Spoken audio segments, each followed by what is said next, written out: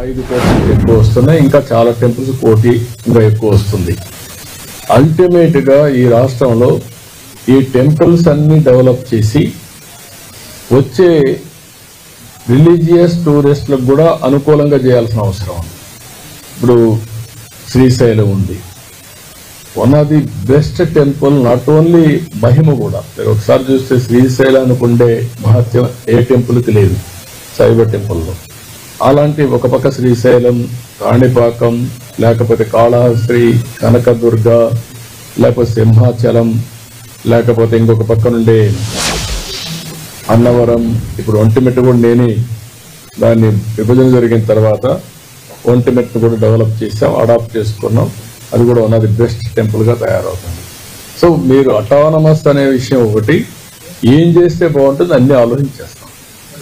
ఉద్యోగులకి గత 6 ఏళ్లుగా ప్రమోషన్స్ లేవు. దాంతోపాటుగా తిరుమలలో అనాథరైజ్డ్ విపరీతంగా పెరిగిపోయారు పొలిటికల్ ప్రెజర్ వల్ల. ప్రక్షాళన అనేది డిప్యుటేషన్ ఆఫీసర్స్ కూడా టీటీడీలో చాలా కాలంగా విశ్రాంతి అధికారులతో పనిచేయించుకుంటున్నారు. మళ్ళీ తొందరలో నేను ఒక రివ్యూ మీటింగ్ పెడుతున్నా. నేను చాలా స్పష్టమైన ఆదేశాలు ఇచ్చాను, అన్ని కూడా అనలైజ్ చేయమన్నాను. తిరుపతి పవిత్రతను కాపాడడానికి ఇంతవరకు జరిగే నిర్ణయాలు లోపాలుంటే అన్ని కూడా సరి చేస్తాం. భవిష్యత్తులో ఏ విధంగా తీసుకెళ్తామో ముందుకు తీసుకెళ్తాం. ఇది ఇప్పటికీ 69% ఉంది, 68% ఉంది. I'm proud to say. మీరందరూ దాంట్లో భాగస్వాములు అయి ఉంటారు. నేను రాత్రి వస్తే మిడ్ నైట్ కూడా రివ్యూ చేసేవాళ్ళని ఫారెస్ట్ డిపార్ట్మెంట్ పెట్టుకొని ఇప్పుడు కూడా స్పష్టమైన ఆదేశాలు ఇచ్చాను. 68.23% ఉంది ఇది. దీన్ని 90% తీసుకెళ్ళాలి. మినిమం టు స్టార్ట్ విత్ 80, తర్వాత 90.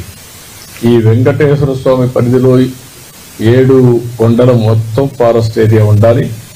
నాకు ప్రౌడ్ టు సే, ఒకప్పుడైతే ఆ రాళ్లల్లో చెట్లు రావంటే, ఆ గులకరాళ్ళు ఉంటే అక్కడ కూడా చెట్లు తప్పించడానికి ప్రయత్నం చేశాం. కొత్త చెట్లు వచ్చాయి, మీరు గుర్తుపెట్టుకోవాలి. అవన్నీ ఎంత సఫర్ అయ్యామంటే అంత సఫర్ అయ్యాం.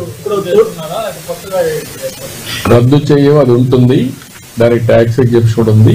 అందులో వచ్చే డబ్బులు దేవాలయాల నిర్మాణానికి ఇచ్చే డబ్బులు రెండు కలిపి దేవాలయాల నిర్మాణ నిధిని ఏర్పాటు చేస్తాం. నిధిని ఏర్పాటు చేస్తాం.